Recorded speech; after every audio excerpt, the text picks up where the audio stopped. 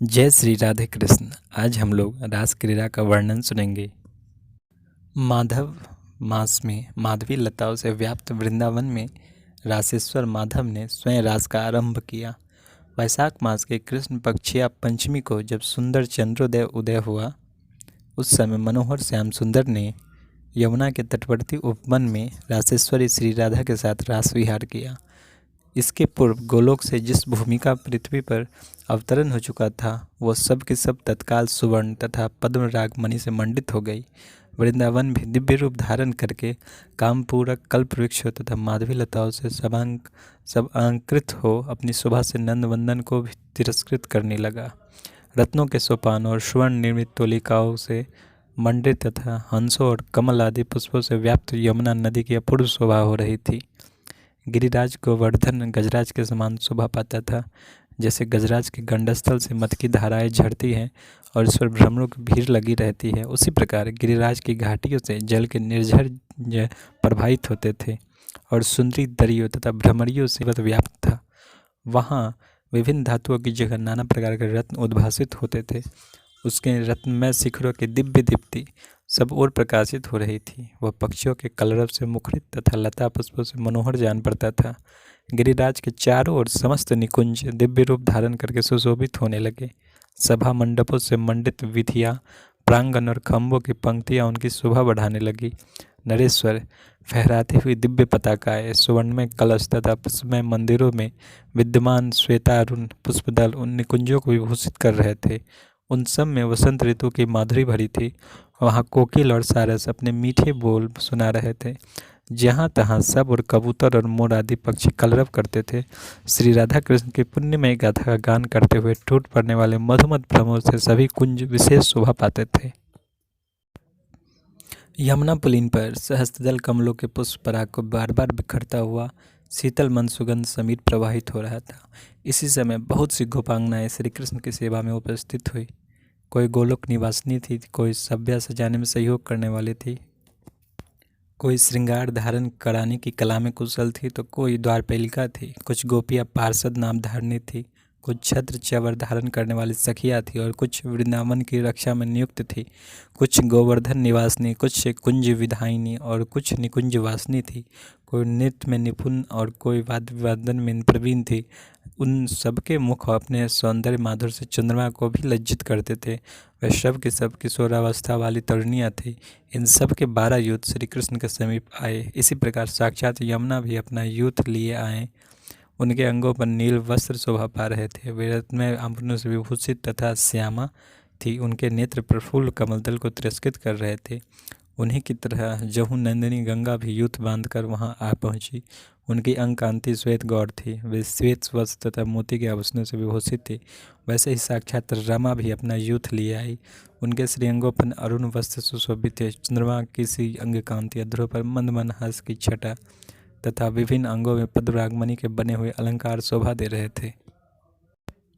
इसी तरह कृष्ण पत्नी के नाम से अपना परिचय देने वाली मधु माधवी बसंत लक्ष्मी भी वहाँ आई। उन्हीं के साथ भी सखियों का समूह था। वे सबके सब प्रफुल्ल कमल किसी अंग कांति वाले पुष्पहास रस से अलंकृत तथा सुंदर वस्त्रों से सुशोभित थी। इसी रीति से साक्षात विरजा भी सखियों का यूथ लिए वहाँ आई। उनके अंगों पर हरे रंग के वस्त्र शोभा दे रहे थे। वे गौरवर्ण तथा रत्नमय अलंकारों से अलंकृत थी। ललिता, विशाखा और लक्ष्मी के यूथ भी वहाँ आए। इसी प्रकार 8 सखियों के, 16 सखियों के तथा 32 सखियों के संपूर्ण यूथ भी वहाँ आ पहुँचे। भगवान श्याम सुंदर श्री कृष्ण ने युवती जनों के साथ रासमंडल के रंगभूमि में बड़ी शोभा पाने लगे। जैसे आकाश में चंद्रमा ताराओं के साथ सुशोभित होते हैं, उसी प्रकार वृंदावन में उन सुंदरियों के साथ श्री कृष्ण चंद्र की शोभा हो रही थी। उनकी कमर में पीताम्बर कसा हुआ था। वे नट वेश में सबका मन मोह लेते थे। उनके हाथ में बेत की छड़ी थी। वे बंसी बजाकर उन गोप सुंदरियों की प्रीति बढ़ा रहे थे।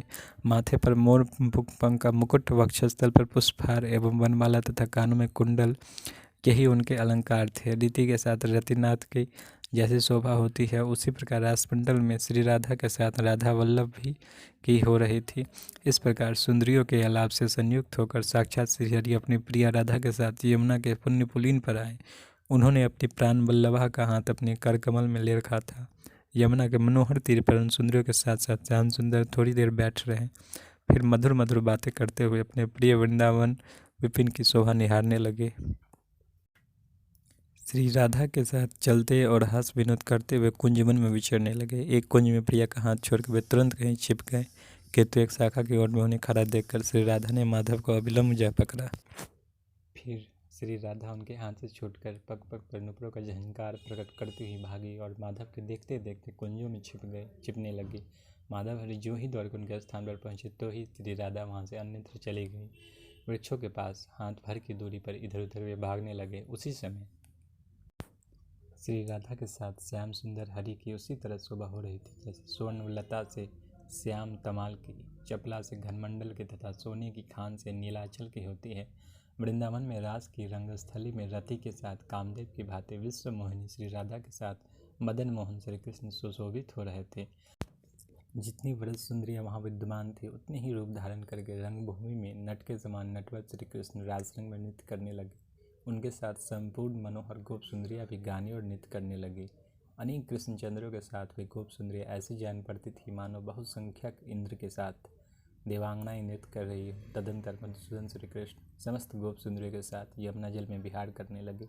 ठीक उसी तरह जैसे यक्ष सुंदरियों के साथ यक्षराज कुबेर विहार करते हैं। उन सुंदरियों के केश पास तथा कबूरी बंधी हुई चोटी से खिसक कर गिरे हुए सुंदर विचित्र विचित्र पुष्पों से यमुना जी की ऐसी शोभा हो रही थी जैसे किसी नीलपट पर विभिन्न रंग के फूल छाप दिए गए हों। मृदंग और खड़तालों के मधुर ध्वनि के साथ वे व्रजांगनाएं मधुसूदन का यश गाती थी। उनका मनोरथ पूर्ण हो गया। श्री हरि ने उनकी सारी व्यथा हर ली। उनके पुष्पहार चंचल हो रहे थे और वे परमानंद में निमग्न हो गई थी। जिनके सुंदर हाथों से ताड़ित हो उछलते हुए वाड़ी बिंदु जो फुहारों से छूटते हुए असंख्य अनुपम जलकणों की छवि धारण कर रहे थे, उन व्रज सुंदरियों के साथ वृंदावनाधीश्वर श्री कृष्ण ऐसी शोभा पा रहे थे मानो बहुत सी हथनियों के साथ युद्धपति गजराज सुशोभित हो रहा हो। आकाश में खड़ी हुई विद्याधरिया देवांगनाएं तथा गंधर्व पत्नियां उस रास रंग को देखती हुई वहां देवताओं के साथ पुष्प वर्षा कर रही थी। वह सब के सब मोह को प्राप्त हो गई। उनके वस्त्रों के नीवी बंद ढीले पड़कर खिसक रहे थे। आगे कथा हम लोग अगले वीडियो में सुनेंगे। जय श्री राधे कृष्ण।